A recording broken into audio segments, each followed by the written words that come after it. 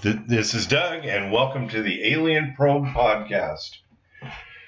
When it comes to hauntings, paranormal events, and general discussion about spirits and ghosts, they're often talked about as if they were the same thing. However, there are actually many different types of ghosts with a variety of characteristics that make each and every one of them different. At one point or another, we've all had a moment where we thought we saw something in the middle of the night or out of the corner of our eye. Maybe you felt a cold spot on the hot day or heard some odd thumping sounds in an empty place. While you might not be scared of what's going on, you might be curious as to what you heard, saw, or felt. We'll go over the different types of ghosts, how to spot them, and all of the additional information we know about them so far. I'm being joined today by Debbie, who's going to help us through this interesting topic. Hi, Debbie. How are you? I'm good. How are you, Doug? Good. You're going to help us out with this? I'm going to try. All right. Let's see. The first thing, what is a ghost? Well, before we dive into the different types of ghosts, we should probably get a decent understanding of what a ghost is and what it isn't. There are a few types and different paranormal entities that a ghost can be confused with. According to Hans Holzer, the late professor of parapsychology, ghosts are similar to psychotic human beings, incapable of reasoning for themselves. That's kind of an interesting thing. I mean, they're like psychotic human beings. It is. I guess they have no control. They do whatever the impulse tells them to do, and they're not going to think about the consequences. They're just going to do. They're kind of like 3-year-olds. Well, that might be kind of fun. I don't know. You'll find out someday.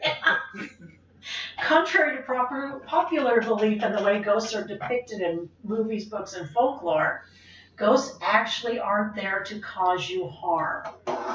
If you feel something brush your arm, hear a bump in the night, or see a figure in the corner of your eye, it's usually the ghost trying to communicate. Yeah, that's nothing to worry about. That sounds fun. Sometimes don't worry about it. It's just a ghost. Sometimes moving furniture or standing in your doorway is the only way they can communicate. They move furniture. And it would be nice if they did. It's hard to find good help. Yeah. What can ghosts do? Well, ghosts have various abilities. In the paranormal community, they believe it depends on their strength. There's some discussion that the different ghosts are simply from different stages of development in the afterlife. For this theory, their strengths depend on that stage. Certain ghosts can speak. Some can make sounds, change the temperature, and even physically move things around and touch people. So have you had any experiences with ghosts? I have heard that there are ghosts in my house. Other people have said that they feel them. I don't. I'm not a susceptible person. You've never been at any other house or as you're growing up? I don't remember ever. I remember a time sleeping in the living room with my mother in our first house and her saying there was somebody in the room, but it's all... Was your mom was your mom a believer? I think she was, yeah, more than I ever have been. And my first husband was very adamant that there were ghosts. Even after his dad died, he felt like his dad was still a presence in his life.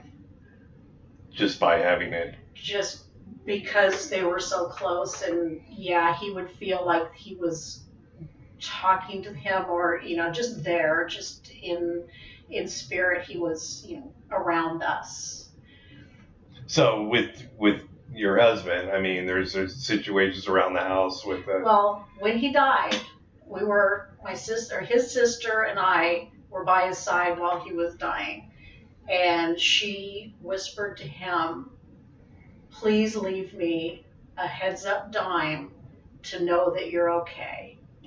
Because everybody finds pennies, but a dime is more an odder thing to find. And she said that to him a couple times. And It was a while, but then he built cars in the garage for years, and every now and then as you're walking through the garage, there will be a heads-up dime sitting on the floor. Well, as I've been around, I've reported in on the heads up, and it's always heads up, and it's always a dime.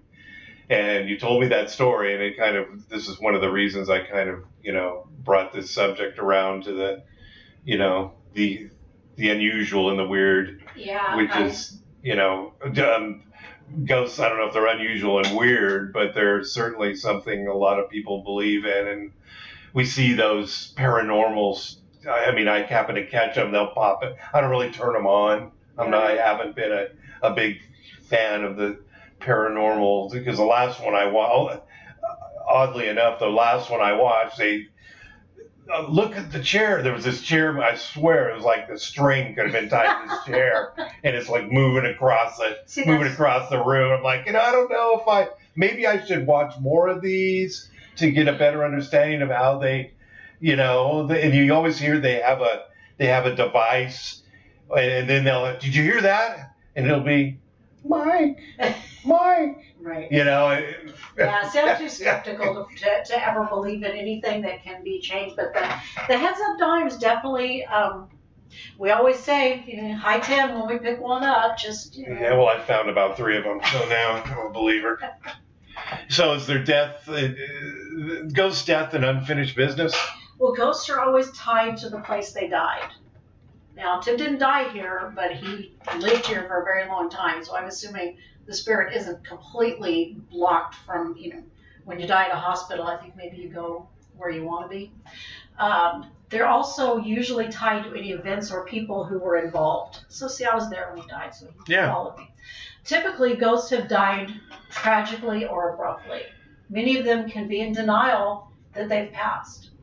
Ghosts almost always have unfinished business that they need to take care of. This unfinished business is usually quite innocent. It can be used as a way to avoid the fact that they died. So ghosts are often considered the caretakers of the afterlife, it seems. Yeah, they commonly stick around to make sure their families, their friends, their homes, their belongings are being taken care of. So they watch our stuff? I guess. I don't know. So what do they do? Hey, wait a minute. Well, they don't mess with the stuff. They don't want you to sell their stuff. However, they would hate ghosts hate Craigslist. That's right. There's always the other end of the spectrum where that unfinished business can become really dark and sinister. This can mean the person died in an extremely violent or unexpected way. That type of ghost is almost always a problem. The problem ghost. Instead of the problem child, we have the problem ghost. The violent death. And, just that does it every time. Ghosts are typically thought of as being very dark and unable to reason. This is understandable, but not always accurate. So usually a ghost will behave the same way they did when they were alive? Sure. If they were kind, they will still be kind. If they were mean, you probably don't want them in your house. So they're gonna be if they're all cranky and smelly, you don't want them around. With that, what are the different types of ghosts? Okay. We're going to go through 7 of the most popular different types of ghosts. I really only knew ghosts. I didn't know there was. Casper. I didn't know these different. The Casper. There's Casper, and there's Poltergeist. I had no idea there was. And then there's Slimer. The Slimer, yeah, from Ghostbusters. Okay, well, we're going to explain what you need to know about them. Awesome. So the Poltergeist. Okay, a Poltergeist is a type of ghost the majority of people wouldn't like to encounter. They're the most common type of ghost portrayed in movies and books, and I have known. I grew up with somebody that swore they had one in their house. The Poltergeist? The Poltergeist. See, when I met your mother. No, this was a guy I dated in high school. Yeah. I went to his house, and his mom and his grandmother both started telling me about all the things that would happen in the house. Things would, little innocent things like stuff would be moved. His mom and his grandmother told me this? Yeah. It sounds like his mom and his grandmother didn't want you in the house. Because... That's probably very true. There's no faster way of... I was a good influence on their boy. They said they were all sitting at dinner one night and a poster that was thumbtacked to the wall just came flying off the wall, just flying, not slowly ripping, just flew off the wall. And they had quite a few stories like that, so. It's probably one of those black light posters, a little bit of, Yeah, I don't think. reefer may have been involved. His mom was a nurse, wasn't really. No, she was. But she was the one when I grabbed some orange juice out of the refrigerator and found out that they pre-spiked their orange juice with vodka. Actually, that's not a bad idea, but they should mark that. Well, there's teenagers in the house. I'm gonna have to remember that. That's a good. That's good premix. Okay, so poltergeist means noisy ghosts because they present themselves by making a ton of noise. This can be in the form of banging on the walls, moving furniture at night. More furniture, So is this the second type of, or no? This is just the first one. So this is the furniture mover. Yeah. The rest of them, that's two poltergeists in a truck. Poltergeists love to make their presence known, yet do so in a subtle manner. I don't know about moving furniture is more subtle. They sometimes start by banging on walls. Maybe the poltergeist designer goes. But they just start by banging on walls. And pictures. Then they pinch, they hit, and they trip you. Wouldn't that be fun? Oh, no. No. Poltergeists have been written off as a natural phenomenon, such as water under the house, psychological issues. There's water under the house. Yeah, that's why my poster moved. And even forms, I don't get this one, and even mass forms of energy that the person being haunted is unknowingly controlling. What the heck? Oh, that's scary. That is a scary statement. You're just like a drone that you're moving around the house that you don't know. Whatever the case, poltergeists might start off as a harmless ghost, but they can become very problematic over time. So, this is what to do if you have a poltergeist problem, right? Okay. If you suspect you might have a poltergeist problem, a poltergeist is like a rat problem. You should never reach out or try to communicate with them. Please don't try to catch them on video either. Don't reach out. They don't like cameras. Don't try to catch them. No. The best thing you can do is start implementing preventative methods like cleansing and blessing your home. If all that fails, reach out to a professional to get rid of the ghost completely. Who are you going to call? Poltergeist busters. Fortunately, unlike an orb, which we're going to talk about later, a poltergeist is a fairly rare type of ghost. We don't hear about them too often. However, they're arguably one of the most feared ghosts. This might be because of the movies, books, and television shows made about them, or it could be the pinching, hitting, and tripping. Now, is this the one with the movie Poltergeist when they had the TV screen and had all the fuzzy, and then something came out and grabbed the kid or whatever it was? Yeah, that's not fun. That's not a poltergeist. That doesn't seem like a poltergeist. Well, those were ghosts because they built the house on the Indian burial ground, and so there were dead people under the house, and they were, get out of the house. So while they might be the rarest type of ghost to encounter, poltergeists are certainly the most exploited by the media. Yeah, often these depictions are inaccurate and over-dramatized. As opposed to very accurate and analyzed. Don't get us wrong. A poltergeist is not something you want to deal with. Again, call the exterminator. We're just saying they're commonly made out to be way worse than they actually are. And then the one that, my favorite, I love orbs. Yeah, you do like that. I'm a real orb lover. In pairs. Orbs are arguably one of the most common ghosts around. They're seen in photographs and videos as white or blue ball of light that's relatively transparent. Orbs are usually suspended or hovering over the ground. However, an orb can be seen with the naked eye. This is an incredible experience. Interesting. So seeing an orb on camera? Yeah, seeing an orb with the naked eye means that the orb is creating its own light source. Therefore, it can't just be a fleck of dust on the lens, a camera malfunction, or reflection of light. These are all common explanations used to take the paranormal away from orbs. Orbs move quickly, making it almost impossible for them to be caught on video. However, it has happened. In certain videos, you'll see a light move quickly and swiftly across the screen. So the best way to capture an orb is with a regular camera. That's true. They've been documented countless times on both digital and film cameras. From what we know, orbs appear to be the soul of a human or an animal that has died. After their death, they travel around or move from place to place. They don't appear to be evil. They've never been associated with hauntings.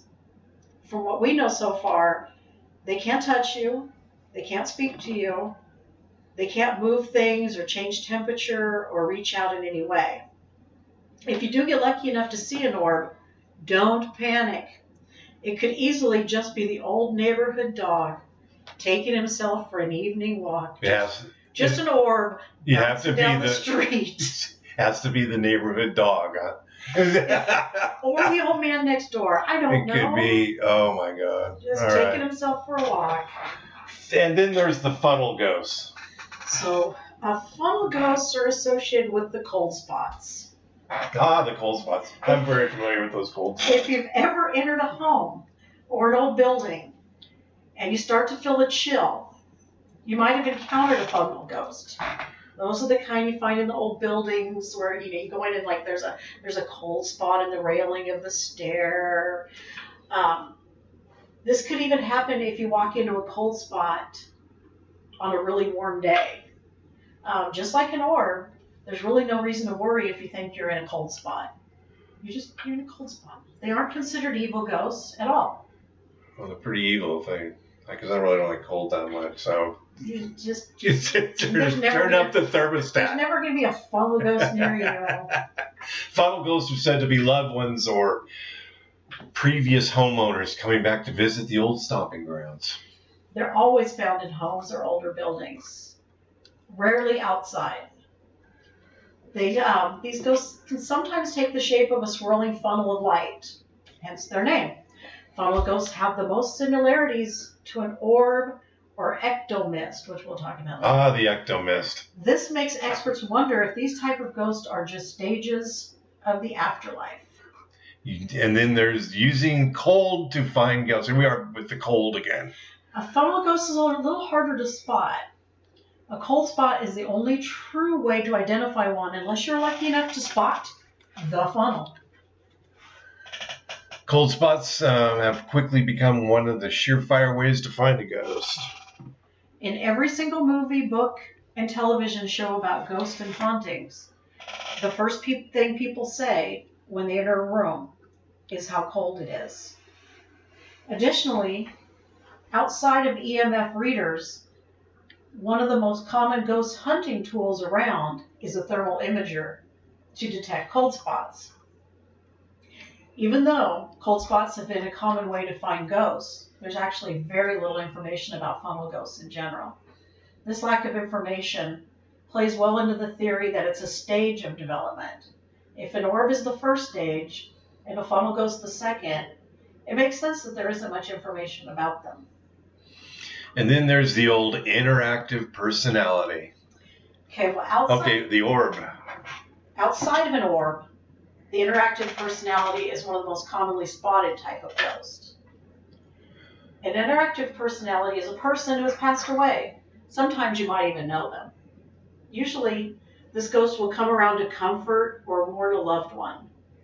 It's actually quite easy for this type of ghost to do because they are the most easily spotted. So interactive personalities can speak, make noises, touch you, and even show themselves completely? According to the paranormal community, they will look and speak exactly how you remember them. These abilities alone make the interactive personality the most interesting type of ghost by far. Poltergeists can touch you and make noise, but there isn't another type of ghost that can speak to you, unless, of course, we consider demonic possession. Oh, but who that's wants to have a conversation with a demon? I don't have a conversation with a demon. Who wants to have a conversation with a demon? They're not going to listen. It's not going to be a conversation. Interactive personality as the final development stage. So it just seems like it goes from one state I had no idea this was like this. The ghosts, they start out very ethereal, and as they get to the interactive personality, they actually look like somebody that you know. and have that same personality. They're So like they grow fully up, formed. they're growing up, or they're developing, I guess would be more of an accurate. From the time, I guess, that they pass into that world, they develop and grow into the different type of haunting depending on how long they want to stick around. Huh, interesting. So there's speculation in the paranormal community about whether or not an interactive personality is the final stage of the ghost development. This theory could make sense because they're most similar to their human form in this stage. They retain the same personality they had when they were alive. They even smell the same. If they smoked cigarettes, chewed minty gum, wore a pungent perfume, chances are you'll be able to smell them out. Interactive personalities might be one of the most inspiring types of ghosts. While they can be mean and grumpy just like any human being can be, they aren't that dangerous. That is, of course, unless they really don't like you. Oh, that's, yeah, so And make then- friends. Yeah, and Thankfully, what's that? if you were mean to them before they died, I guess you're going to be sorry It's because payback. now they've fully developed into an interactive personality that will interact with And you. now you're going to get screwed with for real. Thankfully, even if they don't like you, they can't haunt you, possess you, or truly hurt you, which is really comforting. Yeah. Well, interactive ghosts might be one of the greatest signs that the afterlife does exist, and that there is life after death. This makes them inspiring to many. And here we go. The old ectoplasm or ectomist. Ectoplasm, which is also known as ectomist. It's another type of ghost. They're seen as a really thick substance, like slime. So, yeah, I thought slime was something that is secreted from the ghost, like Ghostbusters, where you just get slimed. I guess Isn't like its own ghost. they become ectoplasm. So is that part of the development process? Does it seem? Or is it just a different, I think it must be just a different aspect of the ghost development series here? Because these guys are seen when a medium is trying to manifest a ghost and then expels this substance from their body. So this is coming from the human. Oh. The human is expelling this Oh, that's special. goo. Nice. The substance is described in various ways. Some claim that it is thick like slime. Others say it looks like a bundle of thread. Is it green? Does it Oh, spill? Does it spill out of a No. bucket on your head or No, anything? it's always described as being white, black, or gray. Oh, okay. We have not reached color technology here. Once the medium expels this ectoplasm from their body, the ghost will then place the gauze, slime, or cheesecloth over themselves to be seen by whoever is summoning them. It's important to note this detail about the cheesecloth. Ghosts carry cheesecloth. Is it on a roll? They might need paper. to strain cheese at some time. I see. Okay. Cheesecloth, it's something everybody should have. An interesting aspect of the ectoplasm ghost is that they supposedly can move really fast. Yet they stay in one spot once the substance is put over them. It captures them. Another interesting aspect of the ectoplasm is it should be clear or white when expelled from the medium's body. Once it's put on, the ghost will become dark and more visible to the naked eye. So I guess It's on the medium. the medium Where's excretes this thing? it, Yeah. and then it goes on to the ghost, so the ghost has a form. If you witness something like that, there'd be no way to explain it. There are claims that the ectoplasm can smell so bad you can barely stand to sit in the same room with it. The ectoplasm is one of the most controversial types of ghosts because they've been seen, they've been photographed, and they appear to be very real. However, they're still not an accepted form of ghost in the world of science. This is because many have proven to be hoaxed, made of gauze and other similar, or cheesecloth and other similar substances. And then there's the old, and my favorite, my least favorite, at the same time, demons. Yeah, demons are, without a doubt, the most sinister and evil type of ghost that we know of so far. Demons have been around for centuries. They're discussed in religion, literature, movies, video games, mythology, folklore. The demon is the only type of ghost that is closely tied with religion. every religion from any part of the world, the demon will be discussed and feared. Yeah, there's a lot of that going around. Mm-hmm. And then there's the power of the demons. This type of ghost is incredibly powerful, unpredictable, manipulative, and can destroy a person's life in a matter of seconds. Kind of like people you meet on Match sometimes. Yeah, like Match.com. Or Tinder. Tinder's probably the worst, the real demon site. There will never be any sponsorship from them. Guess not. They not only cause you immense emotional and psychological harm, but they can also physically harm you. Their ability to cause physical harm is the scariest part about them. It makes them the most feared type of ghost. Unlike a poltergeist, demons don't flick, trip, and slap. They are often seen as a dense, black figure, but they do have the ability to shapeshift and turn into whatever shape they would like to be in. And then the differences in demons due to religion. Well, different religions and regions of folklore will have different ways of describing a demon. This could be just how they believe them to look, but could also be the way they've been seen. After all, they can shapeshift or possess human beings. Therefore, it's impossible to truly pinpoint what a demon looks like. Ironically, a demon has never actually been documented in photographs or video. This could also explain the lack of descriptions. Still, there have been enough exorcisms performed and enough videos of possessed human beings to convince us that we never want to be in the presence of one. Demons are not there to protect you, to warn you, or to comfort you. They exist. Or to comfort you. A demon to unless it's a Dodge demon. No one knows. They exist purely to torment and taunt. Demons love to haunt your house, your most prized possessions, and even you. Ooh. If you suspect you have a demon, If you suspect, call 1-800. You must never try to contact it.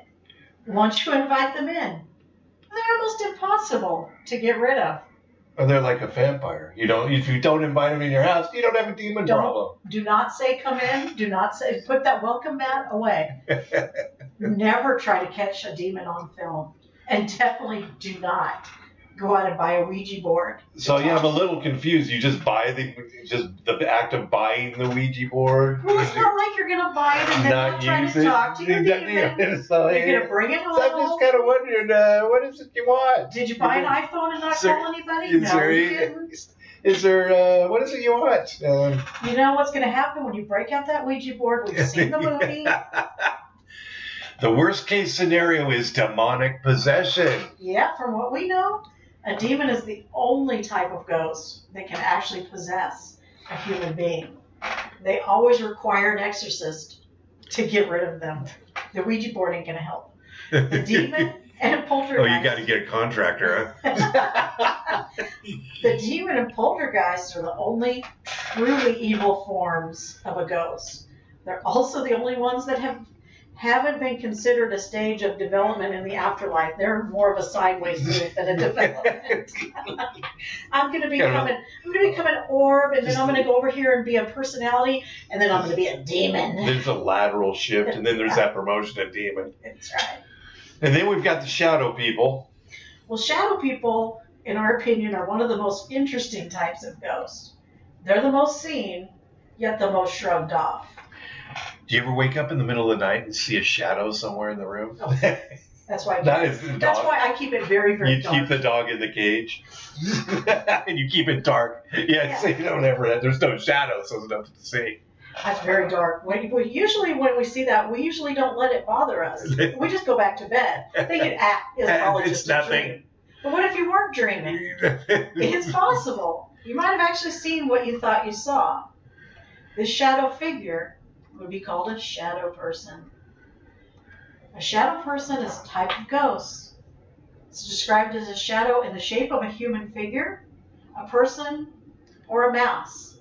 They're often shaped like a human, but they have no human features like hair, nose. Ironically, those who encounter a shadow person always claim that it was looking at them. But that can't be true. They don't have eyes. Shadow people Yes, do not have eyes. Most people describe the shadow people as menacing because they do scare people most of the time, which anything unexplained scares you. There's no way of knowing whether they're trying to be menacing on purpose or if they're just in the wrong place at the wrong time. The biggest argument about the shadow people, outside of whether they're actually real or not, is if they're an evil ghost, a kind ghost, or just a neutral, I'm just here to be a ghost. It's the Goldilocks ghost. It's the It's ghost. either the bad ghost, the kind ghost, or come in the middle ghost. Just a ghost. I'm here. I may not be here for ghost. long. I don't know where I'm going. A medium. They can't touch you or cause you physical harm. They don't appear to be able to move furniture, and they can't move furniture. See, they're useless. There's no real use to the shadow ghost, and they definitely don't look like anyone we used to know. They are fascinating purely because there isn't much information about them. There's no way to contact them, talk to them, even really examine them. For all we know, they might actually just be shadows. Okay, so in closing, why isn't a spirit considered a type of ghost? Well, spirits and ghosts are often discussed interchangeably, when actually they're quite different. A spirit isn't considered a type of ghost because of how they entered the afterlife. Okay, and so a spirit is a normal person who has died in a relatively normal way, so they go into the afterlife without any issues? Sure, they're able to reason. They aren't in denial. They know they're dead. And they probably didn't die abruptly or in some tragic, horrible way. Ghosts, on the other hand, the complete opposite. You don't hear much about spirits haunting people, and there's a reason for that. They know they've died. They're at peace. They don't stick around to deal with unfinished business like ghosts do. Ghosts just are not done. What type of ghost is the most documented? The most documented is the orb. Oh, the orb. The orb. While there is speculation that ectoplasm and poltergeists have been seen in photographs, nothing has been documented as much as an orb. There's so many pictures with these little orbs in the background that are just completely unexplainable. You can get on the internet and there are just a million of them with just the weird, either a face behind somebody or a light behind somebody in these old photographs. If you were to go through your photo book or watch an old home video right now, you'd likely see at least one orb. Interesting. Can a ghost follow you from place to place? Most cases, the answer is no.